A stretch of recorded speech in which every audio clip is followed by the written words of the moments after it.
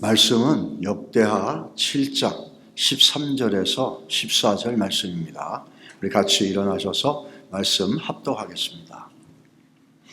혹 내가 하늘을 닫고 비를 내리지 아니하거나 혹 메뚜기들에게 토산을 먹게 하거나 혹 전염병이 내 백성 가운데 유행하게 할 때에 내 이름으로 일컫는 내 백성이 그들의 악한 길에서 떠나 스스로 낮추고 기도하여 내 얼굴을 찾으면 내가 하늘에서 듣고 그들의 죄를 사하고 그들의 땅을 고칠지라.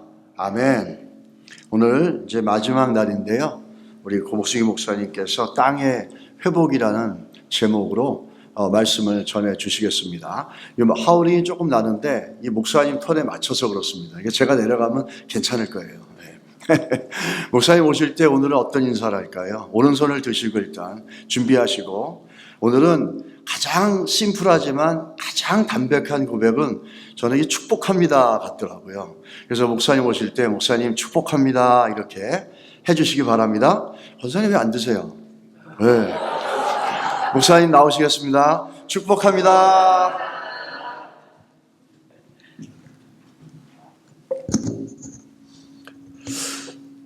오늘 읽었던 역대하 7장 14절은 제게 있어서 좌우명과 같은 말씀입니다. 제 이메일 주소가 역대하 7장 14절입니다. 한메일에 있는 것도, 핫메일에 있는 것도, 지메일에 있는 것도, 그리고 저희 교회 웹사이트에 제 아이디가, 그리고 소셜 시큐리티 아이디도 다 역대하 7장 14절입니다. 그렇게 약 한 30년의 세월을 지나왔습니다.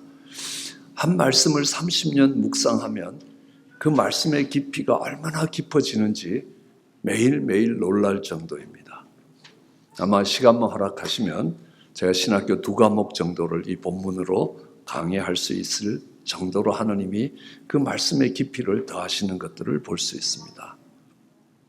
오늘 이 말씀을 통하여 벙어리같이 말을 안 하던 저희 아들이 회복됐습니다. 수박 던지고 의자 던지고 싸워서 정말 9명 남았던 교회가 회복되는 걸 봤습니다. 수많은 가정들과 수많은 교회들이 그 속에서 회복되는 것들을 봅니다. 이 말씀을 붙들고 LA 선교대회를 했을 때 LA 교계의 지형이 달라지는 것들을 봤습니다. 이 말씀이 제게 좌우명이 됐던 조그만 사건이 하나 있었습니다. 저는 지금 있는 교회에 바로 길만 건너면 있는 아파트에 살고 있었습니다. 아마 그 아파트가 저소득층 아파트였나 봅니다. 그래서인지 굉장히 어려운 분들이 이사를 들어왔습니다. 왜냐하면 다른 데보다 한 3분의 1 정도 가격이 저렴했기 때문에 그렇습니다. 근데 어느 날 저희 앞집, 윗집에 한 가정이 이사를 왔습니다. 근데 그 집의 아들이 저희 딸하고 나이가 같았던 겁니다. 그래서 그 부모님을 만나기 전에 그 아들을 먼저 봤습니다. 아파트 입구에서 잠깐 만났는데 90도로 절을 하면서 이렇게 드는데 얼마나 잘생겼는지 모릅니다. 그래서 속으로 저 녀석 잘 키워서 우리 사위 삼아야 되겠다 이런 생각을 할 정도로 정말 귀한 아들이었습니다. 근데 부모님들이 미국에 와서 살면서 사는 게 어려운가 봅니다. 부부싸움을 하시는 겁니다. 목소리가 점점 높아지고 목소리가 점점 자주 들리기 시작합니다. 또 어떤 날은 막 사람 살려 하고 도망가고 뒤에서 전현 잡아라 그러면서 따라가고 하는 것들을 봐야 됐습니다. 그러다 두 분이 헤어지는데 미국에서는 남자가 집을 나가더라고요. 근데 그 큰 텔레비를 들고 뒤뚱뒤뚱 걸어갑니다. 점심 먹으러 와서 유리창으로 그 장면을 보고 있는데 아들이 아버지 다리를 잡았습니다. 왜 잡았는지는 잘 모르겠어요. 아버지 가지 말라는 건지 텔레비 놓고 가라는 건지는 잘 모르겠지만 다리를 잡자 아버지가 그 아들을 발로 뻥 차는 겁니다. 그러니까 그 아들이 한 1m쯤 날라서 잔디밭에 확 처박히는 걸 보는 겁니다. 마음속에서 화가 나는 겁니다. 그리고 이렇게 생각해 봅니다. 역사의 수레바퀴는 돈다는 겁니다. 지금은 네가 힘이 있어서 네 아들을 발로 찰지 모르지만 조금 있으면 네 아들이 너를 찾는 날이 올 것이다 라는 겁니다. 그러면서 시간이 지나면서 아이의 얼굴이 점점 어두워지고 어느 날은 돌아오는 길에 손에 담배가 들려 있었고 그 담배가 마리아나로 마리아나가 마약으로 바뀌어서 눈의 초점을 잃고 얼굴이 시커멓게 변해가는 그 아이를 지켜봐야 됐습니다. 강대상 앞에 가서 기도했습니다. 하느님, 제가 그 아이를 처음 볼 때 얼마나 아름다운 아이였는지 하느님이 아시지 않습니까? 근데 얘가 이렇게 망가져도 되냐는 겁니다. 무슨 죄가 있었습니까? 미국 오고 싶어 온 것도 아닙니다. 부모님 따라서 미국 왔습니다. 부모님도 미국에서 사는 게 쉽지 않겠지만 자녀들은 훨씬 더 어렵습니다. 한 가지 예를 들면요.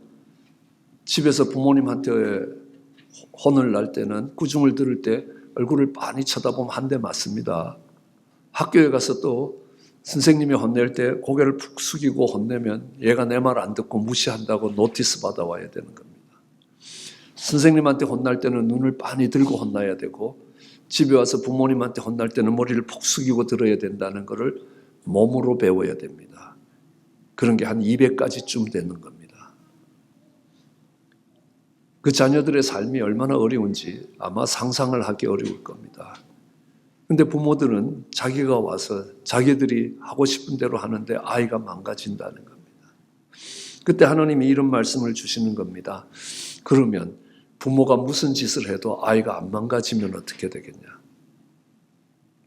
이스라엘에 이런 속담이 있습니다. 에스겔서에 나오는 속담입니다.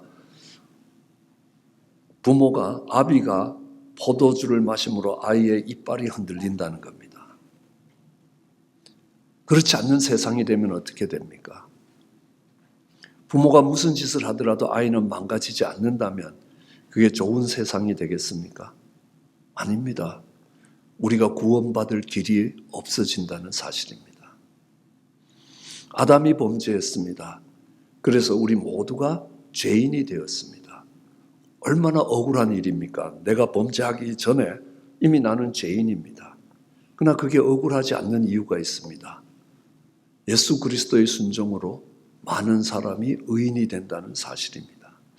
한 사람의 죄로 모든 사람이 고통을 받는다면 한 사람의 순종함으로 모든 사람이 의로워질 수 있다.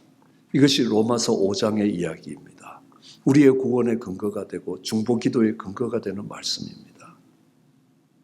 그때 하나님이 주셨던 말씀이 오늘 본문의 말씀입니다.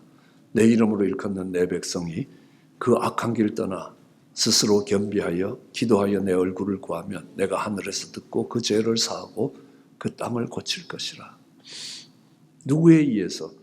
아버지의 배역됨 때문에, 어머니의 배역함 때문에 그 가정이 망가졌다 할지라도, 누구 때문에 망가졌다 할지라도 그것이 중요한 것이 아니라 그 가운데 내 이름으로 일컫는 내 백성이 악한 길을 떠나서 스스로 겸비하여 내 얼굴을 구할 거냐는 겁니다. 그러면 하나님이 고치시겠다. 저희 교회도 그랬습니다. 수박 던지고 의자 던지고 싸우니까 어느 정도 규모가 되는 교회에 9명이 남아 있었습니다. 저는 그 교회가 이제 없어질 때까지 시체 처리반이라고 생각했습니다. 그런데 하나님이 이 말씀으로 도전을 하시는 겁니다. 그 교회가 살아나기 시작하는 걸 봅니다. 2003년에 10년이 지난 2003년에 LA에서 선교대회를 했습니다. 선교사님들을 220명 강사로 모으고 참석한 선교사님이 450명, 그리고 로컬 교회 지도자들이 1200명 해서 USC에서 4박 5일 동안 선교대회를 준비했습니다. 그 선교대회의 발런티어의 80%가 저희 교인들이었습니다. 그리고 그 선교대회 비용의 반 이상을 저희 교회가 감당했습니다.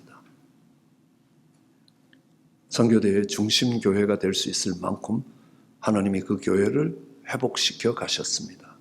이 본문의 말씀입니다. 여기에는 먼저 내 이름으로 일컫는 내 백성이 해야 된다는 겁니다. 누가 하나님 이름으로 일컫는 하나님 백성입니까? 우선 누가 하나님 백성입니까? 예, 미국 백성은 미국 여권을 갖고 있습니다. 한국 백성은 한국 여권을 갖고 있습니다. 이 여권의 의미가 뭡니까? 내가 미국에 아무리 오래 살아도 한국 사람은 한국 여권을 갖고 여행을 해야 됩니다. 그 말은 우선적으로 한국 법이 적용되는 겁니다. 미국 여권이라는 건 미국의 법의 지배를 받는 것입니다. 하와이는 미국 땅입니다. 왜냐하면 미국의 주권, 미국의 법이 지배하고 있는 땅이기 때문에 그렇습니다. 내가 하나님 백성이라는 것은 하나님의 법의 지배를 받는 사람입니다. 하나님의 법의 기준으로 살아가는 사람입니다. 세상 사람이라는 것은 뭐냐면 10편 17편 14절에 보면 금생에서 지금 살아가는 세상에서 자기의 분깃, 자기의 상을 받고자 하는 세상 사람이라는 겁니다. 내가 이 땅에서 보상받겠다면 그는 세상 사람입니다. 교회 다니기 때문에 하나님 백성이 되는 건 아니라는 겁니다. 하나님 나라에서 상 받겠다는 사람은 하나님 백성입니다. 그렇기 때문에 모세는 하나님이 주시는 상을 바라보면서 바로의 공주의 아들의 자리를 거절할 수 있는 것입니다. 왜? 하나님 백성이었기 때문에. 아브라함은 가나안 땅에 들어가서 정말 약속의 유업을 함께 이어갈 이삭과 야곱으로 더불어 텐트 치고 살았다는 겁니다. 롯이 고레등 같은 집을 짓고 살 때 그는 텐트 같은 집을 살았습니다. 왜요? 하나님이 지으시고 하나님이 경영하실 도성을 바라봤기 때문에. 내가 이 땅에서 잘 사는 것이 아니라는 겁니다. 하나님 나라에서 상을 받겠다는, 그가 하나님 백성입니다. 하나님 이름으로 일컫는 하나님 백성, 하나님이 내 이름으로 내 백성이라고 해도 부끄럽지 않는 백성입니다. 나는 아브라함의 하나님이요 이삭의 하나님이요 야곱의 하나님이라. 나는 롯과 같은 사람의 하나님이 아니라 아브라함의 하나님이라는 겁니다. 나는 이스마엘의 하나님이 아니라 이삭의 하나님이라는 겁니다. 나는 에서의 하나님이 아니라 야곱의 하나님이라. 아브라함은요, 하나님의 영광을 바라보면서 걸었습니다. For the glory of Father, 아버지의 영광을 바라봤습니다. 이삭, 인간적인 방법이 아닙니다. 하나님의 방법으로 태어났습니다. In the way of Jesus Christ, 예수 그리스도의 방법이었습니다. 그리고 야곱, 하나님의 힘을 의지했습니다. 자신의 힘으로 사냥해서 아버지를 기쁘게 한 것 아닙니다. By the power of the Holy Spirit, 성령의 권능으로 걸어가는 사람을 내 이름으로 일컫는 내 백성이라고 이야기합니다. 그들이 기도하면 세상이 달라진다는 걸 알 수 있습니다. 수르보닉의 여인이 기도했습니다. 흉악기 귀신 들린 그의 딸이 회복되는 걸 봅니다. 느헤미야가 기도합니다. 무너진 예루살렘 도성이 회복되는 것들을 볼 수 있습니다. 엘리야와 엘리사가 기도했습니다. 그럴 때 뭐라고 이야기합니까? 이스라엘 왕이 와서 이스라엘의 병거여 아병이라고 이야기합니다. 이스라엘이 지켜진 것이, 그 민족이 그 외부의 적들로부터 지켜진 것이, 이스라엘을 지킨 것이 이스라엘의 군대가 아니라는 겁니다. 엘리야의 기도였고 엘리사의 기도였다는 겁니다. 그렇습니다. 모세가 기도하니까 멸망당할 한 민족이 보존되는 겁니다. 금송아지를 만들고 하나님의 진노 앞에서 멸망당할 그들이 살아납니다.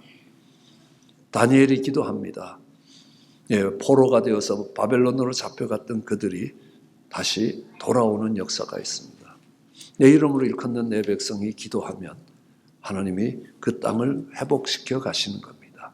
그런데 그들이 그 땅을 회복시킬 때 하나님의 이름으로 일컫는 하나님 백성이 해야 될 것이 세 가지가 있습니다. 하나는 악한 길을 떠나야 합니다. 그리고 스스로 겸비해야, 낮추어야 합니다. 그리고 기도하여 하나님의 얼굴을 구해야 된다는 겁니다.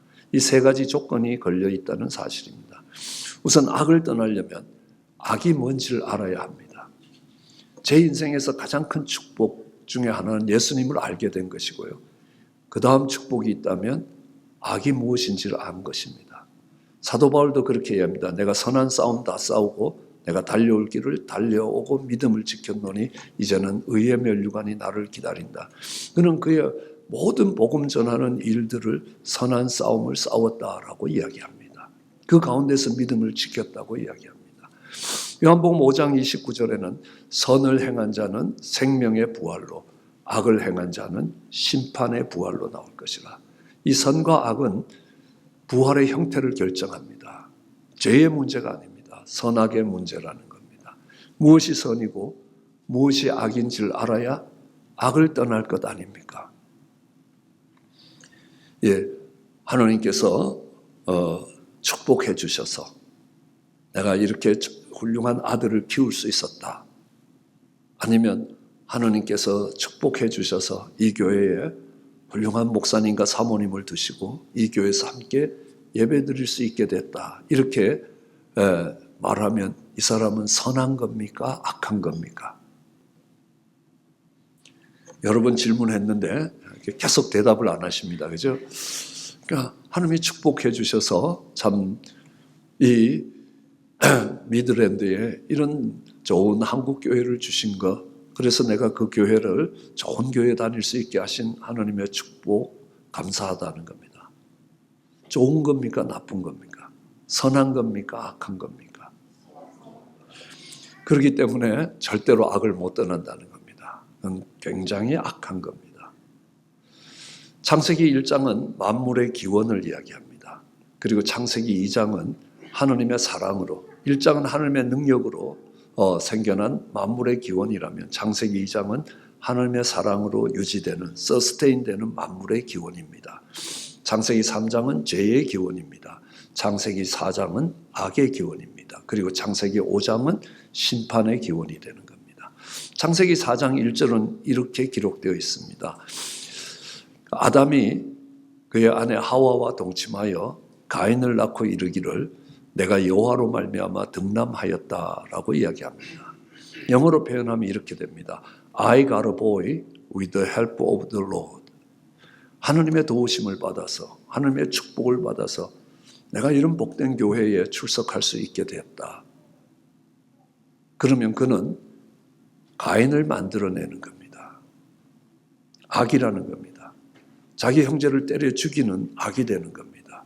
창세기 4장 25절에 아담이 다시 하와와 동침하여 셋을 낳고 이르기를 하나님이 가인이 죽인 아벨 대신에 다른 씨를 주셨다라고 이야기합니다. 영어로 하면 이렇게 됩니다. God gave me a son. 하나님이 내게 아들을 주셨다. 앞에 셋을 얻을 때는요. I got a boy with the blessing of Lord. 하나님의 축복으로 내가 이 아들을 얻었다는 겁니다. 예. 그 아들이 동생을 때려 죽였을 때에 하나님이 셋을 주시면서 그때는 어떻게 됩니까?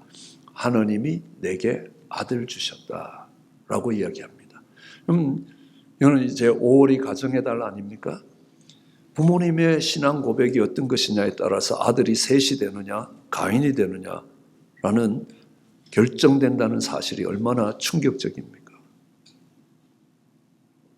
아담의 고백이 그렇습니다. 오늘 우리 안수 집사님 기도할 때 또 말씀처럼요.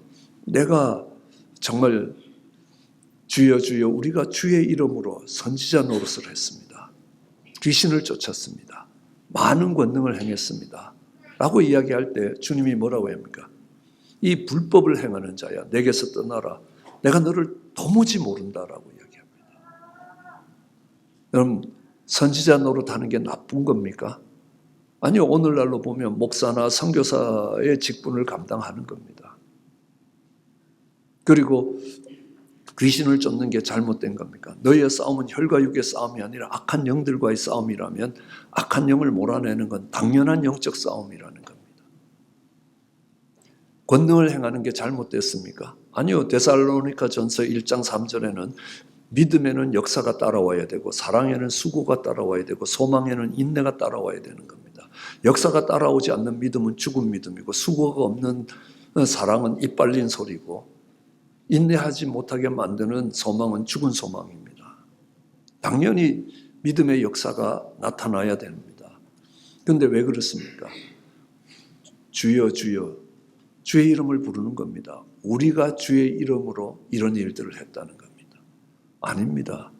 그건 우리 일에 불과하다는 겁니다. 하느님이 우리를 통하여 그 일을 하셨다는 겁니다. 하느님이 하셨다는 겁니다.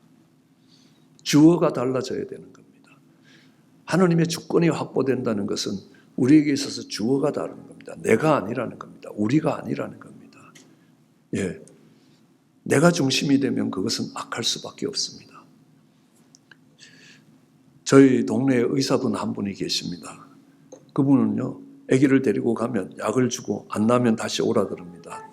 그럼 또 갑니다. 또 안 나요. 몇 번 가다 보면 나았습니다. 이게 나을 때 돼서 나은 건지 약 먹고 나았는지 구별이 안 됩니다. 근데 옛날에 저희가 살던 동교동에서는요, 그 의사에게 가면 주사 한 방만 보면 아무리 열이 나던 애도 그냥 낫습니다. 용한 의사라고 맨날 갑니다. 제가 그랬습니다. 그놈 나쁜 놈이라고. 왜요? 마약을 쓰지 않는 한에 그런 결과가 안 일어난다는 겁니다. 그렇게 되면요, 용한 의사라고 하죠. 돈 벌죠. 명예가 올라가죠. 근데 환자는 죽어가는 겁니다. 근데 선한 의사는 아니라는 겁니다. 어린아이가 약에 내성이 없을까 봐 조금씩 그 도수질을 늘려가고 있는 겁니다. 약 세게 주면 열 떨어지는 거 저도 압니다. 학교에 다닐 때였습니다. 우리 선생님들이 열심히 학생들을 가르쳤습니다. 저희 담임 선생님은 정말 아침 7시부터 밤 11시까지 집에도 못 가고 공부해야 됐습니다. 너희가 좋은 대학에 가서 좋은 교수님들 밑에 잘 배워서 너희 인생도 복되고 이 나라에 꼭 필요한 인재가 되라 하면서 수없이 맞으면서 배웠습니다. 그 선생님께 지금도 감사하고 있습니다. 그런데 우리 옆반 담임 선생님은 너들이 좋은 대학에 많이 가야 내가 고3 담임을 다시 하고 내가 고3 담임을 다시 해야지 과외할 때 2배를 받을 수 있다는 겁니다. 똑같이 열심히 학생들을 독려해서 좋은 대학에 보내려고 합니다. 그런데 하나는 그 학생들이 중심이 된 겁니다. 하나는 내가 그 속에서 이익을 얻는 겁니다. 선한 목자는 그러니까 교회를 열심히 섬기는 게 아니라는 겁니다. 양떼를 위하여 내 목숨을 내어놓는다는 겁니다. 그러니까 그래서 영어로는 이렇게 합니다. Take care of sheep. 양떼를 돌보는 겁니다. 아니면 take advantage from sheep. 그 양떼로부터 내가 얻을 수 있는 유익이 있다는 겁니다. 어떤 것 때문에 열심히 하느냐는 겁니다. 열심히 하는 게 아니라는 겁니다. 하나님 그를 통해서 선과 악을 나누는 것들을 봅니다. 언젠가 아들의 손을 잡고 갑니다.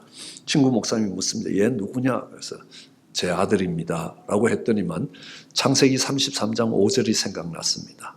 창세기 33장 5절에는 이런 말씀이 기록되어 있습니다. 에서가 야곱에게 얘들이 누구냐? 그러니까 야곱이 쭉 아들들을 세워놓고 하는 말이 제 아들입니다. 이렇게 안 합니다. 하나님이 주의 종에게 은혜로 주신 자식입니다. 이 소리 안 나옵니다. 우리가 악하기 때문에 내 아들이라는 말이 빠르지 하나님이 맡기신 아들입니다. 하나님이 주의 종에게 은혜로 주신 아들입니다가 안 된다는 겁니다. 여러분 교회 열심히 봉사하십니까? 왜요? 이 교회가 내 교회이기 때문에요. 악하다라고 이야기합니다. 주님이 핏값 주고 사신 교회면 달라진다는 겁니다. 우리 미용사 되시는 집사님이 와서 이야기합니다. 목사님, 요새는 목사보다 미용사가 나은 거 아시나요? 그래요. 그래서 그러지 말아라. 나도 자부심 갖고 목회한다. 그랬더니만요. 목사님 누구한테 전도하려고 밥 한 그릇 사주면서 1시간만 내라 그러면 그 사람들이 시간 냅니까? 안 냅니까? 그래요. 안 내는데.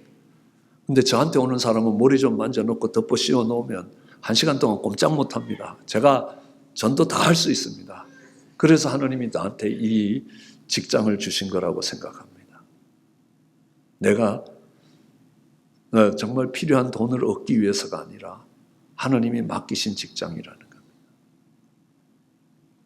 달라지는 겁니다. 소유권입니다.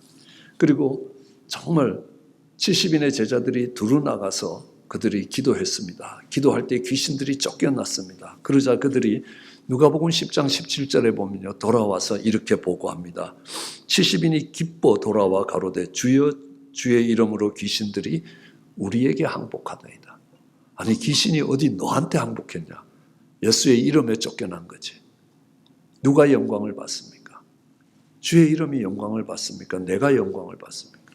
내가 주의 이름으로 기도했더니 귀신들이 나한테 항복하더라는 겁니다. 그 뒤에 변화산상에서 모여있던 제자들이 정말 70인이 다 달라붙어서 기도해도 귀신 들린 아이의 귀신을 정리 못합니다. 왜 그렇습니까? 그 영광을 내가 취했다는 겁니다. 악해졌다는 겁니다. 하나님이 더 이상 쓰실 수 없는 사람처럼 되어버렸다는 겁니다. 사도행전 8장에 보면 시몬이라는 사람이 있습니다. 빌립에 와서 복음을 전하니까 정말 그 복음을 받았습니다. 점치던 거 다 때려치우고 전심으로 빌립을 쫓아다녔습니다. 침례도 받았습니다. 그런데 부흥회가 있었습니다. 그러니까 베드로와 요한이 와서 기도하니까 사람들이 성령 받았습니다. 그러니까 이 시몬이 어떻게 합니까? 가서 그동안 벌어놓은 복채로 벌어놓은 돈 들고 와서 딱 놓으면서 뭐라고 이야기합니까? 야, 내가 이만큼 헌금하니까 떼돈을 벌게 해달라는 게 아닙니다. 내가 기도하는 사람이 성령 받게 해달라는 겁니다. 잘못된 거 구한 것 같지 않습니다. 근데 이렇게 됩니다. 왜 내가 기도하는 사람이 성령 받아야 되느냐? 그죠? 그랬더니 베드로가 뭐라고 합니까? 네가 하나님의 선물을 돈을 주고 살 줄로 생각했느냐? 이 돈하고 같이 망해라라는 겁니다. 하나님 앞에서 내 마음이 바르지 못하니 이 도가 너하고 아무 관계도 없고 네가 얻을 수 있는 분깃도 없다라고 이야기합니다. 왜요? 전 선교 나가는 선교사님들, 목사님, 이제 선교지에 가는데 정말 가서 만나서 기도하는 사람들이 정말 제가 기도하는 사람들이 성령 받고 병이 낫고 이런 역사들이 나타나도록 기도해 주십시오라고 이야기합니다. 믿음이 좋은 겁니까? 나쁜 겁니까? 갑자기 이 시몬이 생각나는 겁니다. 내가 기도하는 사람이 아니라는 겁니다.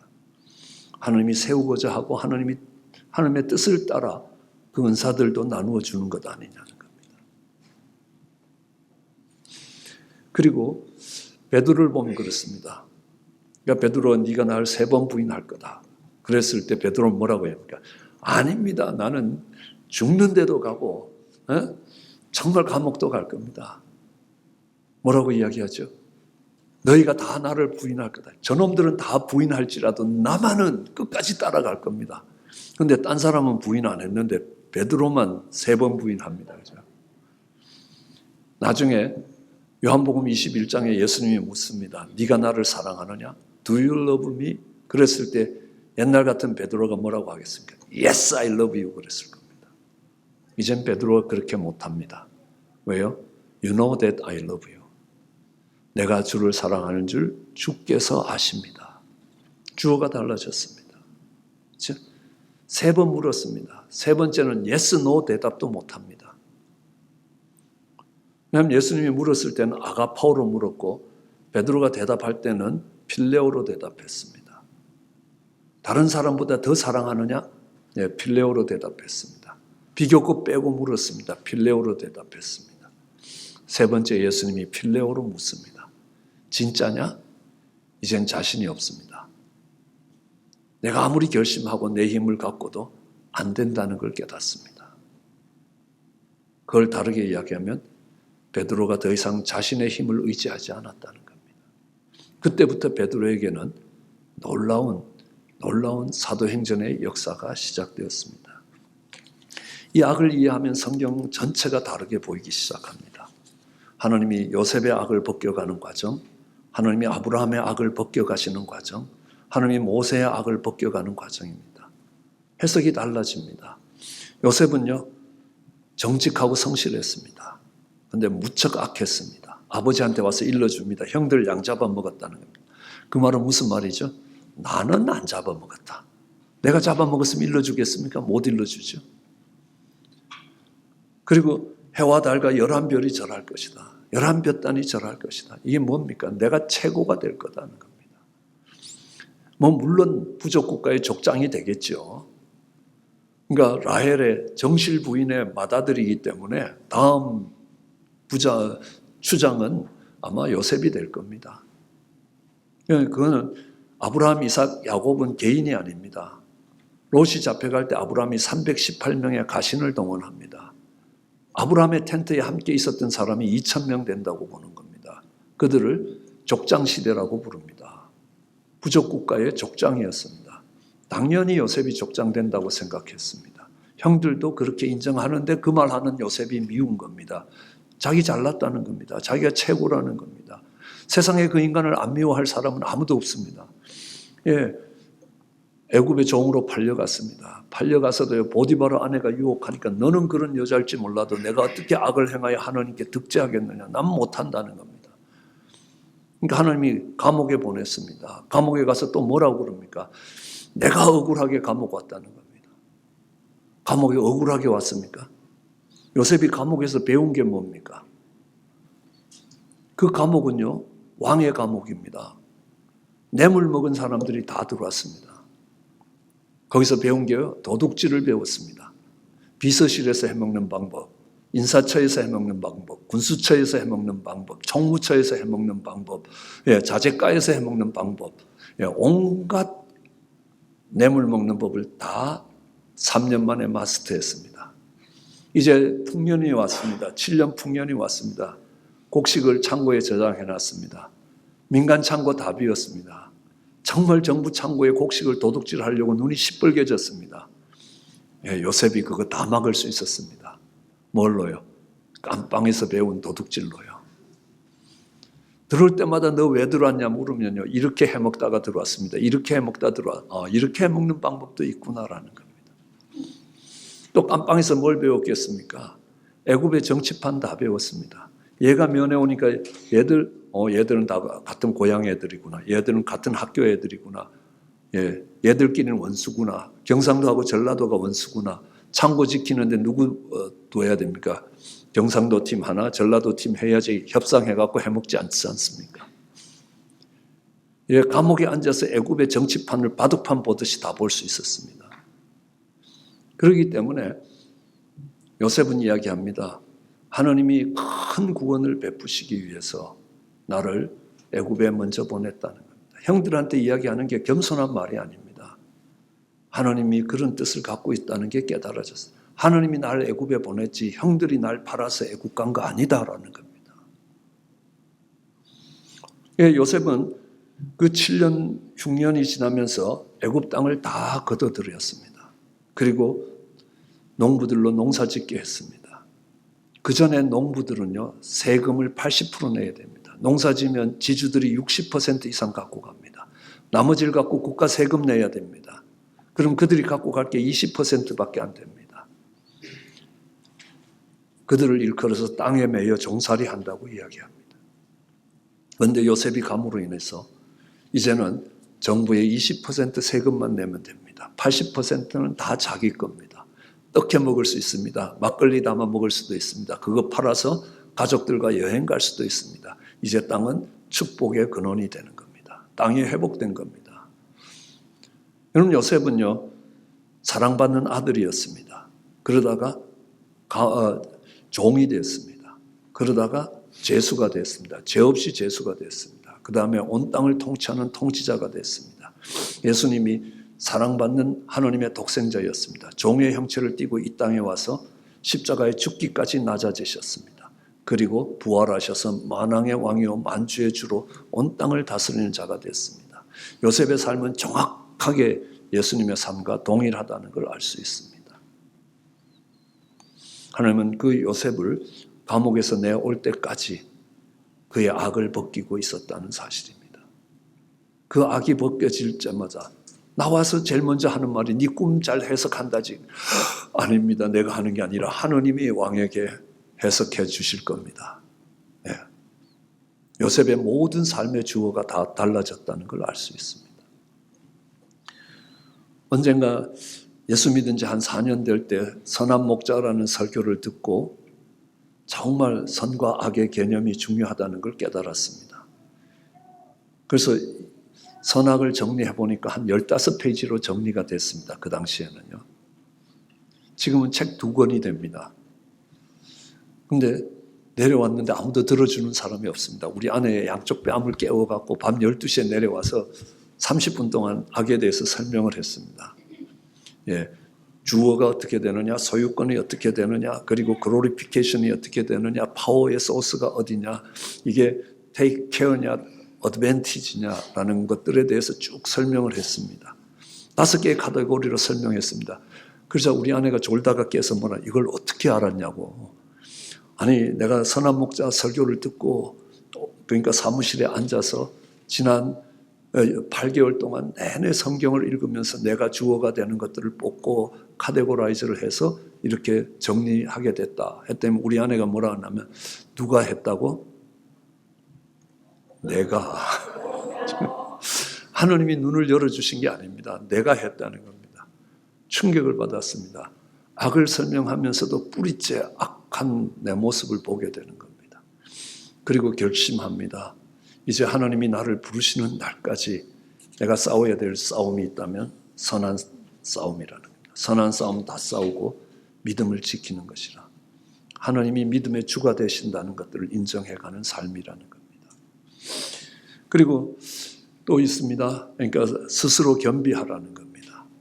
그러니까 이 겸손이라는 것은 공손하게 인사하는 게 겸손한 건 아닙니다. 그런 줄 알았는데 아니더라는 겁니다. 겸손은 위치입니다. 내가 서야 될 위치를 하면 제자리고 내가 서야 될 위치보다 높은 위치를 잡는 것은 교만이고 내가 서야 될 위치보다 낮은 위치를 잡는 것은 겸손입니다. 이때 위치라는 것은 예배 드릴 때 위치도 아니고 밥 먹을 때 위치도 아니고 의사결정을 하는 위치입니다. authority라고 이야기하죠. position to make decision. 그러니까 의사결정을 할 수 있는 위치입니다. 그러니까 우리 교회 제일 교만한 사람은 목사님 기도하세요 그래요.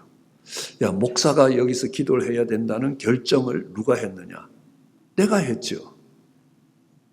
그것도 참을 만한데 거기에다가 목사님 기도하세요 하고 명령을 합니다. 명령은 높은 사람이 아랫사람에게 의사를 전달하는 방법입니다. 그렇죠? 그래도 제가 뭐 기도 안 할 수 있습니까? 그럼 골로새서 말씀을 외웁니다. 사람의 말로 듣지 않고 하나님의 말로 들으면 그 유업이 하나님께로 옵니다. 하나님이 너를 통해서 말하는 걸로 듣는데 너는 죄 없지 않다. 위치 이탈의 죄라는 겁니다. 천사들 3분의 1이 자기의 위치를 떠났을 때 그들이 마귀의 에이전트가 되는 것들을 봅니다. 그러니까 집회 중에도 이야기했지만 목사님 맥도날드에 아침 먹으러 오세요. 그 아침 한 끼 얻어 먹으러 가야 됩니까? 안 가야 됩니까? 오라는데 그냥 오실래요? 하면요 기쁘게 갈 수 있는데 오세요 그러면 다른 약속이 있습니다. 그렇게 이야기합니다. 안 간다는 겁니다. 왜요? 오토리티의 문제. 이 맥도날드에 와서 밥 먹을 결정을 누가 했습니까? 내가 돈 내니까 내가 했다는 겁니다. 너 와라는 겁니다. 그거 얻어 먹어야 되냐는 겁니다. 안 얻어 먹는다는 겁니다. 하나님의 자존심 때문에 그래요. 제 자존심은 오래전에 뽑아냈습니다. 그러고 보니까 우리 아내가 제일 교만한 겁니다. 저한테 하는 말을 제가 다 적었습니다. 그러니까 80%가 다 명령어입니다. 앞에도 말씀드렸듯이 우리 아내가요 존댓말을 쓰면 명령어가 아닌 줄 아는 겁니다. 애기 신발 신겨주세요. 안 신겨줄 수가 없는 겁니다. 이건 명령어예요. 애기 신발 좀 신겨줄래? 그러면 오케이 기쁘게 신겨줄 수 있는데 신발 신겨주세요. 그러면 갑자기 화가 팍 나는 겁니다. 왜요? 오토리티가 밟힐 때는 겁니다. 자녀들을 노엽게 하지 말라. 자녀들이 언제 노여워집니까? 오토리티를 밟을 때라는 겁니다. 너 우유 먹을래? 콜라 먹을래? 뭐 제가 콜라 먹겠어요. 그러면 야 콜라는 이렇게 돼서 몸에 나쁜데 우유 먹으면 좋겠다. 우유 먹을래? 예, 우유 먹을게요. 이렇게 돼야지. 야, 우유 먹어. 콜라 먹지 마라. 야, 내 몸에 내가 집어넣는데 왜 네가 난리냐는 겁니다. 야, 조금만 있어갖고 내가 힘이 생겨봐라. 내가 네 말 듣나 안 듣나. 예, 저는 그런 경험을 했습니다. 중학교 때 이제 저는 멀리 다녔습니다. 아침에 일찍 나가야 됩니다. 근데 어머님이 어느 날 아침에 소고기국을 너무 맛있게 끓여주셨습니다. 국밥을. 너무 맛있게 먹었습니다. 야, 한 그릇 더 먹어야 되겠다. 그런 생각을 딱 하는데 어머님이 한 국자 퍼서 확 떠나요. 더 먹어라 하고는 갑자기 기분이 나빠지는 겁니다. 그래서 어머님 배부릅니다 하고 숟가락 놓고 오면서 얼마나 후회했는지 그거 더 먹고 올 걸 하고 후회는 되는데 왜 그때 갑자기 제가 화가 나서 더 안 먹었는지 그때는 몰랐습니다. 근데 목사가 된 후에 내 자녀를 노엽게 하지 말라는 것, 자녀들의 노여움들을 쫓아가다 보니까 이 자녀들 속에는 그 앵거가 쌓여가는 겁니다. 왜요? 오토리티가 밟혔기 때문에 그렇습니다. 그래서 우리 집에 그러니까 가장의 권위를 되찾기 위해서 독립운동을 시작했습니다. 왜냐하면 저는요, 말씀드렸듯이 자존심 다 뽑아냈기 때문에 누가 밟아도 밟힐 준비를 하고 목회를 했습니다. 뭐 아내 아니라 누구라도요. 근데 이런 말씀이 있습니다. 역대하 12장 5절로 7절은 네가 나를 버리면 내가 너를 버릴 거다는 겁니다. 왜요? 심은 대로 거둘 거라는 겁니다.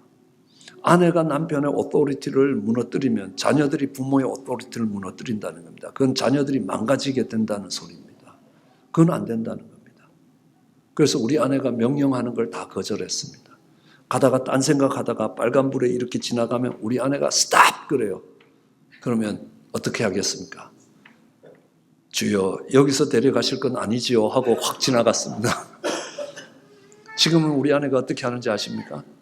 빨간불 그래요. 서고 말고 네가 결정하라는 겁니다. 많이 달라졌죠. 그러니까 집안에 권위가 서는 겁니다. 저희 아들이 여름에 특강을 신청 안 했습니다. 그래서 너 그런 자세로 공부할 필요 없다. 너 3개월 방학 동안에 중국 가라는 겁니다. 그러니까요. 이거 안 들으면 다음에 아너 클래스를 못 듣는다는 겁니다. 아니다. 그거보다 네가 살아가는 삶의 자세를 배우는 게 더 중요하다. 내일 가라는 거예요. 저희 아들이 눈물을 뚝뚝 흘리면서 짐을 싸고 3개월 우르무치에 가서 살다가 왔습니다. 참 감사했습니다. 아버지로서의 권위가 무너지지 않았다는 겁니다. 노아의 아들들 보고 방주를 지으라 그랬을 때 그들은 산꼭대기에 방주를 지었습니다. 롯이 그의 사위될 정혼한 사위들에게 이야기하니까 농담으로 안 들었습니다. 이게 권위라는 겁니다. 그 가정의 권위가 무너지면 다 무너지는 겁니다. 콩가루 집안이 될 거라는 겁니다. 언젠가 시카고에 부흥회를 하는데 아침에 일찍 딸에게 전화했습니다. 뉴욕에서 공부할 때였습니다. 근데 시카고에 내리니까 저희 딸도 같이 내렸습니다. 그렇게 이야기합니다. 어느 장로님이 이야기합니다. 우리 딸은요, 제가 시카고에 오면 시카고에 있다가도 뉴욕으로 가는데 목사님이 시카고 온다고 뉴욕에 있는 딸이 올 수가 있습니까? 나는 걔를 한 번도 정죄하지 않고 나는 내가 기억하는 한 그의 오토리티를 밟은 적이 없다는 겁니다. 그러니까 겸비하라는 겁니다. 스스로 낮추라는 겁니다. 교만은 스스로 높이는 겁니다. 이 결정을 내가 할 수 있나 없나를 확인해 봐야 되는 겁니다. 하나님께 물어야 되는 겁니다. 하나님께 들어야 됩니다. 끝으로 기도하여 내 얼굴을 구하라라고 이야기합니다. 기도하는 게 중요한 게 아닙니다. 기도하여 내 얼굴을 구하는 겁니다. 다니엘의 기도는 뭡니까? 조세의 의인이 찍힌 줄 알고도 전에 하던 대로 집으로 돌아가서 예루살렘을 향한 창문을 열고 무릎을 꿇고 하루에 3번씩 기도하며 감사했다는 겁니다. 그 기도가 감사로 안 가면 그 기도는 모슬렘들이 하는 기도와 전혀 다르지 않다는 겁니다. 자, 기도하여 내 얼굴을 구하라는 겁니다. 그럼 아브라함의 목자와 롯의 목자가 싸웠습니다. 야, 우리가 정말 하느님 백성인데 하느님 사람이라고 이야기하는데 우리가 싸우는 것을 세상 사람들이 보면 어떡하겠냐는 거예요. 하느님의 얼굴을 위해서 네가 동을 택하면 내가 서를 택하고 네가 서를 택하면 내가 동을 택할 것이다. 내가 다 양보할 수 있다는 겁니다. 왜요? 하느님 자녀로 싸우지 말자는 겁니다. 아브라함이 모든 걸 포기할 수 있었던 이유가 뭡니까? 하나님의 얼굴 때문에 그랬다는 겁니다. 그러자 하나님이 뭐라고 이야기합니까? 롯이 간 동쪽을 봐라. 동서남북이 너와 내 후손의 땅이 될 것이라는 겁니다. 그렇습니다. 교회에서 싸움이 일어날 때, 갈등이 일어날 때 하나님의 얼굴 봐서 내가 포기할 수 있다는 겁니다.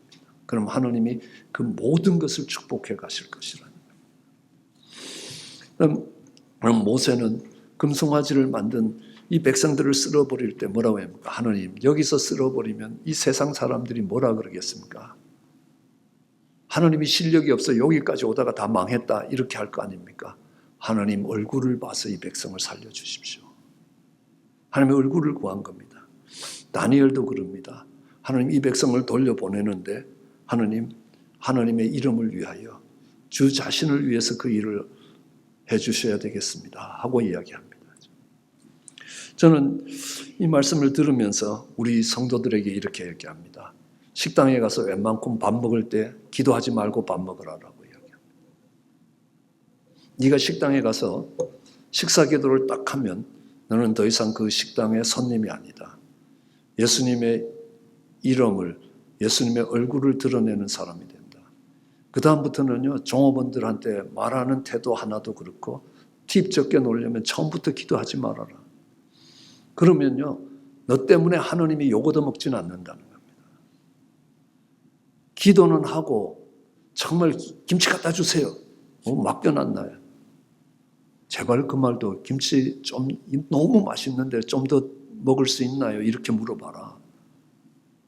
네 종 부리듯이 종업원 네가 돈 내고 팁 낸다고 그렇게 하냐는 겁니다. 말 한마디라도 하나님의 명예를 걸고 해라는 겁니다. 그렇게 안 할 것 같으면 애초 기도하지 말아라. 그럼 하나님이 욕 얻어먹지는 않는다는 겁니다. 하나님의 얼굴에 먹칠하지는 않는다는 겁니다. 저는 저희 교회 근처에 30년 있기 때문에요. 식당 가면요. 팁을 어마어마하게 줍니다. 이분들이 기대하는 이상으로 줍니다. 그죠? 그러면요. 저희 교회 이미지가 얼마나 좋겠습니까? 그죠? 우리 아들도 그런데 왜 그렇게 많이 줘? 그래요. 야, 이것만큼 싸게 홍보하는 데가 어디 있냐는 겁니다. 내가 목사라는 걸 알기 때문에 그렇다는 겁니다. 저희 교회에 이렇게 물고기 마크 붙이고 가면 꼭 가서 제가 이거 떼라라고 이야기합니다. 웬만하면 떼고 다녀라. 네가 이걸 달고 다닐 때는 핸들 한번 틀고 브레이크 한번 밟고 끼어들 때도 하나님의 명예를 걸고 운전해야 된다는 거예요. 나도 그 자신 없어서 못 붙인다. 야, 급할 때는 막 간다. 그러면 내가 욕 얻어먹는 거 아니다는 겁니다. 그 물고기 마크를 다는 순간에 하나님이 욕 얻어먹는다는 겁니다. 어떤 분이 물고기 마크를 달고 막 가다가 이리저리 가다가 막 노란불에 지나가고 앞차 안 간다고 빵빵거리니까 뒤에 경찰차가 세운 겁니다. 경찰서에 잡혀갔습니다. 그래서 한참 조사를 하더니만 가라고 그러는 겁니다. 너 왜 잡아왔냐 나를 그랬더니만 야, 뒤에 물고기 마크가 있는데 네가 하는 짓을 보니까 전혀 아니라서 도둑맞은 차인 줄 알고 갖고 왔는데 네가 주인 맞네 가라는 겁니다. 우리가 어떤 무엇을 하더라도 하나님의 명예를 짊어지고 하는 겁니다. 그렇게 할 때 하나님이 그 땅을 고치시겠다라고 약속하십니다. 그 땅을 고칠 때에도요. 오늘 이 말씀이 지난 팬데믹을 지나갈 때 얼마나 축복된 말씀인지 모릅니다. 하늘이 닫히고 은혜의 단비가 내리지 아니하고 메뚜기가 토산을 먹습니다. 내가 심고 수고해도 거두질 못합니다. 그걸 불경기라고 이야기합니다. 교회마다 은혜가 없어지고 불경기가 찾아오고 전염병이 도는 겁니다. 특별히 이런 코비드와 H1N1 신종플루와 같은 전염병에 대해서 이광재 교수님은 이렇게 이야기합니다. 이건 하나님의 지엄하신 심판이라는 겁니다. 왜요? 내가 간이 나빠졌습니다. 그래서 간을 이식을 해야 됩니다. 그래서 맞는 사람을 구했는데 지금은 그렇지 않습니다. 이 사람의 세포를 하나 뽑아서 그 세포의 핵을 소의 난자에서 핵을 뽑아서 거기에 꼽아서 소 뱃속에서 나하고 똑같은 인간을 만들어서 거기서 간을 떼고 나머지는 버립니다. 그거를 세이비어 시빌링이라고 이야기합니다. 나를 구하기 위해서 태어난 나의 형제라고 해야 되냐? 그러니까 복제라고 이야기해야 되나요? 2003년 영국 의회는 336대 186으로 이 장기 이식을 위해서 치료를 목적으로 소의 뱃속에서 복제를 하는 게 합법이라고 선언했습니다. 2003년입니다. 동일한 2003년에 샌디에고 생물학회는 그 이종간 배아 접종이 간단한 실험으로 된다는 것을 다 공개했습니다. 어느 소의 뱃속에서 용병이 크는지 알지 못하는 세상이 되어 있었습니다. 그것에 가장 앞장서는 나라가 영국과 한국입니다. 황우석 교수의 연구도 그런 겁니다. 그럼 지금 황우석 교수가 떼돈을 버는 건 아시죠? 강아지가 죽었습니다. 강아지 털 하나 뽑아서 갖다 주면 똑같은 강아지 만듭니다. 털 숫자까지 똑같은 강아지가 나옵니다. 강아지 한 마리 복제하는데 10만 불입니다. 그런데 1년치가 예약되어 있습니다.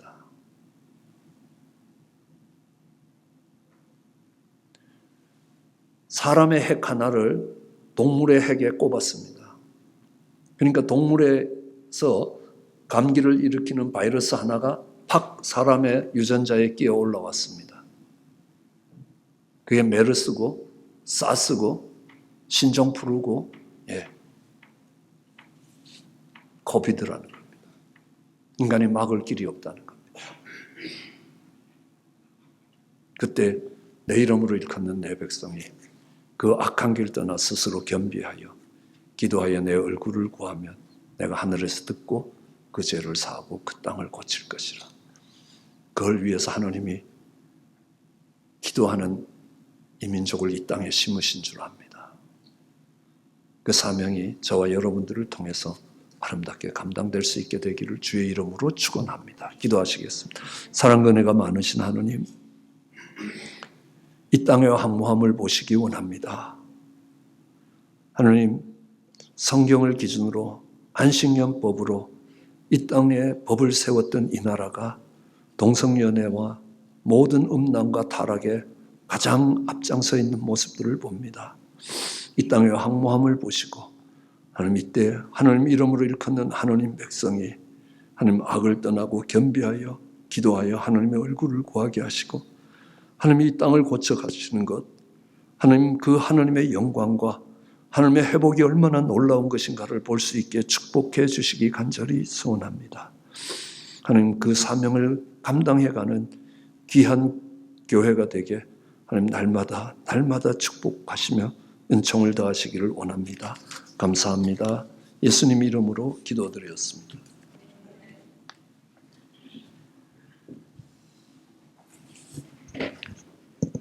할렐루야. 또 많은 은혜 받으신 줄 믿습니다.